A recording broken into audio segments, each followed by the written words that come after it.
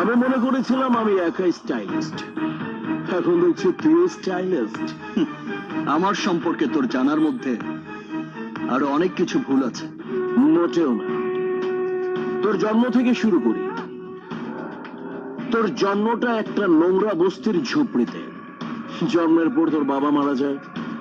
তোর মা তোকে বড় করার জন্য মানুষের বাড়িতে বাড়িতে কাজ করে। এক সময় তোর মাও অসুস্থ হয়ে পড়ে।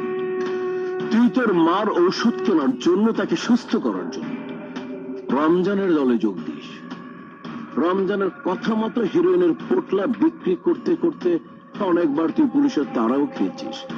এমনি একদিন পুলিশের তাড়া খেয়ে পালাতে গিয়ে ডাস্টবিনের পাশে ফেলে যাওয়া ছালার ব্যাগের মধ্যে একটা পিস্তল খুঁজে পাস।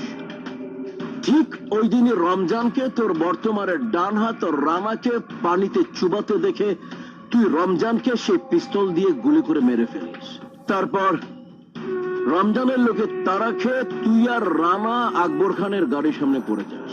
এরপর তুই রাজা থেকে আকবর খানের ছেলের নামটা নিয়ে কিং হয়ে যাস। শুধু কিং বললে আমার নামটা বলা সম্পূর্ণ হয় না। আমার নাম কিং ডন নাম্বার 1। অবাক লাগছে না? তোর লাইফ হিস্ট্রির বইটা হুবহু বললাম কি করে? এই জন্য বলতে পারলাম, কারণ তোর লাইফ হিস্ট্রির বইটা আমার অফসেট মেশিনে ছাপা হয়েছিল। ওসমান, তুই শুনে শুরুতেই অবাক হবি যে তোর লাইফ স্টোরিটা 2 টাকার একটা কলম দিয়ে আমি বাম হাতে লিখেছিলাম। কারণ একটাই, অফসেট মেশিনে ছাপানোর কোনো প্রয়োজন আমি মনে করিনি। তুই নিশ্চয়ই স্বীকার করবি তোর জন্মটাই একটা অন্ধগলিতে। 10 বছর বয়স পর্যন্ত তুই ওই অন্ধগলিতেই বড় হয়েছিস। একসময় অন্ধগলিটা ভেঙে দেবার পর তুই টোকাই ছেলের মতো রাস্তায় রাস্তায় কাগজ কুড়াতে শুরু করিস। কাগজ কুড়াতে গিয়ে একদিন আমি যে রমজানকে গুলি করে মেরে ফেলেছিলাম, ওই রমজানের সাথেই তোর দেখা হয়ে যায়। রমজান তোকে তার কাছে আশ্রয় দেয়। এরপর টাকার বিনিময়ে মিছিলে মিটিংয়ে ককটেল মারতে মারতেই তোর বড় হওয়া। এখানেই তোর জীবন থেমেছিল না। দেলোয়ার নামের একজন ড্রাগস বিজনেসম্যানকে খুন করে তোরা দুজন ড্রাগস চক্রে ভিড়ে যাস। আর এই ড্রাগস বিজনেস নিয়েই আকবর খানের সঙ্গে রমজানের দ্বন্দ্ব শুরু হয়। আকবর খানের একমাত্র সন্তান কিংকে খুন করা সবই তোর লাইফ স্টোরির মধ্যে পড়ে। শুধুমাত্র এইটুকু জেনেই তুই মনে করেছিস তুই সব জানিস?